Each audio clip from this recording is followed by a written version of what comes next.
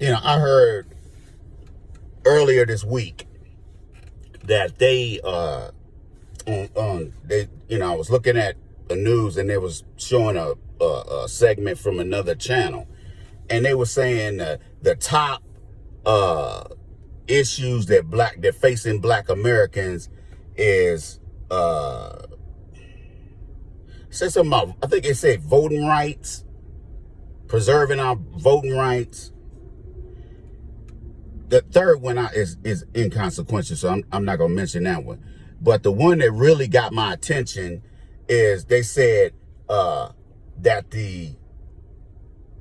one of the three was more money going to HBCUs. HBCUs get money every year without fail from the federal government, okay? And I don't care nothing about no HBCUs, okay? I could care less about them schools. They don't do anything anyway. They not training the next Martin Luther King or the next Malcolm X or the next Fannie Lee Hamer. Okay? What the hell are they talking about? So I'm sitting there like, man, voting rights and more money going to HBCUs? Like we all go to HBCUs. HBCUs are useless. Okay, they're useless. Okay? That's why a lot of people call them nigger schools, because they ain't shit. All they be doing up there is partying, and most of them are expensive as hell because they're private schools. And even with the money from the federal government, they still managed to practice malfeasance with the financial aid. You got black men and black women going to jail at some of these HBCUs for stealing financial aid money. I had a relative that worked at a HBCU, and she was the director of financial aid, and somebody stole like a grip. I think somebody stole like $50,000 or something like that. I mean, it was a lot of money. It wasn't no little bit of money. And I was wondering, and somebody was telling me, oh, they investigating so-and-so, at her job, at that HBCU she worked at. And I was like, and then the other relative told me that that the assistant director of financial aid went to prison. She went to federal prison for stealing. Okay? And I was sitting there, and they said, well, such and such, my relative, she didn't get charged with anything. And I'm like, wait a minute, your assistant director took $50,000 and you didn't know nothing about it? And you telling me they didn't interview her at least? I don't believe that. So somehow, some way, my relative got out of a prosecution, because you can't tell me that. Now, I don't know if she stole the money all at once. She probably didn't. She probably stole it $5,000 here, $10,000 there. That's probably how it was. You digs? I wasn't there, so how the hell I know, right? Anyway, black folks, I'm gonna tell y'all right now, this whole thing with black folks turning their back on Biden's sorry ass, I'm gonna tell you right now, I think it's worse than they saying. Because they, on one hand they'll say that remember I told y'all that that when people vote for president, there's 80% of people who gonna vote for that devil no matter what. Okay? I'll give you an example. I was looking at one of them fake news channels, and they were having a live round table or focus group, and it was 2 black women and I think 1 Asian dude, and the rest of them were white dudes, and there was 7 of them, and the one of the black women looked like a straight up mammy. Okay, she was all fat, and then she had some oxygen in her she had them oxygen things in her nose, so she probably got some kind of lung problem or some other kind of, so she looked sick. Okay, and when he asked who's planning on voting for Biden no matter what, and like you probably called it, the 2 black women raised their hand. Okay? You gotta understand something, man. These broken down black women that's supporting Biden no matter what. Let me tell you something. Those black women, they're under the impression that the Democrats are giving them something just because they are, if they on SSI, which that woman probably was. She probably on some kind of disability. So, and they lie and say, oh, Trump's gonna put y'all back in chains. Trump's gonna he gonna take your Medicare. Just lying. Trump was in there 4 years. Did he take your Medicare? No. So why are you believing that? And so I said, the other one was old mammy too. Okay? She was crazy looking. And I was sitting there like, black women are loyal to the Democratic Party and Biden, but yet you can't find one to be loyal to you as a girlfriend or a wife. Ain't that funny? But they love white daddy, don't they? Love white daddy. Okay? Even though white daddy ain't giving them nothing. Even though white daddy ain't giving them nothing, they still riding for this fool. Okay? Biden's the one taking your freedoms. Biden is the one acting like a autocrat. He up here doing all this stuff that is, some of it is unconstitutional. Okay? Undermining black voters by not doing nothing for them, but yet they expect our vote. And that, let me say this about Morehouse. Look, I got frat brothers that graduate from Morehouse. Let me say this to you. That wasn't a good look, having Biden at y'all commencement, giving a commencement address. Okay? That wasn't a good look. See, this is why I don't deal with a lot of my fraternity brothers. Because my fraternity, I didn't know this, but they are lockstep with the DNC. And they kiss all kind of ass every time. Just like that. Remember they were gonna have their general convention in Atlanta. And when something came up about some LGBT crap or something, I don't remember exactly what happened, but they were like, oh, we canceling. So what they did, they changed the convention to Las Vegas. And remember, I don't know if I was doing live streams? I don't know if I did any live streams from Vegas. But anyway, so it was easier for me. It was, well, it wasn't easier, but it was more, advantageous and fun for me to go to Las Vegas. I would have rather go to Las Vegas than go to Atlanta. And a whole lot of, Democratic shills were up there, talking, I can't believe they discriminating against homosexuals. You see how black folks act? That's plantation behavior. I can't, you know what? A college degree, let me tell y'all something. College degrees don't change coons and sambos, mammies, and Negro bedwenches. It doesn't change them people.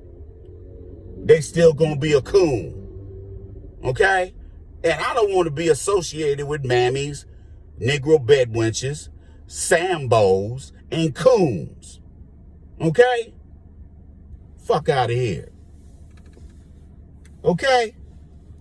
Be following the DNC everywhere. And they're going to sit up here and invite Biden's sorry ass, his racist ass. And you know what these little sorry Negroes that were graduating, you had one Negro up there. I don't know if he was a tether or what, but this no good crap. This dude got up there talking about the reason why they were protesting at first about Biden coming there. It wasn't about Biden's white supremacist, racist views and all of his policies and bills that he wrote and helped pass to denigrate and subjugate black folks. All that goes out the window when you a Sambo or a Mammy. Okay? And they talking about the reason why they were protesting is because of what's going over there in Gaza, over there in the Middle East with Israel and Palestine. Can you believe that? This Negro was like, there's genocide in Gaza. You worried about them people. And if you brought those people back over here, they be the first to call you nigger. Okay? Hope some of y'all listening. Or whatever. Okay? You worried about Gaza? I could care less about what's going on over there between Israel and them Arabs. I could care less. I don't give a damn if all the hostages end up unalive. I don't care. Because I'm 10 toes down in the game about my people. And I don't give a damn if any of these non-black folks like that. Because, you know, when I make videos like that, you know, white people don't respond. I got a lot of white people on follow me on Instagram. Okay? I ain't changing my tune for nobody. Okay? I might have did it out of necessity, you know, back when I was a young man, but I ain't doing that now. If they do something I don't like, if a non-black person does something that I don't like, or that's violent or evil or whatever, they're going to get a quick response out of me. And I don't care if I go to jail, because you ain't going to disrespect me. You're not going to disrespect a freedman whose ancestors and your ancestors built this country, and you think you're going to talk crazy to me. Nah, that ain't going to happen, dog. You're going to get a hell of a response that's going to be painful. Okay? Whatever way it is, it's going to be painful to you.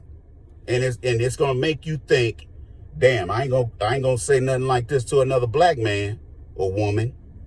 You digs? But anyway, I just wanted to get at y'all, man. I know I ain't been on in a minute. But you know, I'm still here, man. I'm still recovering from that surgery. And you know, I ain't in no pain. I don't have any pain. The only, if I would go say there was a drawback, is my neck is stiffer.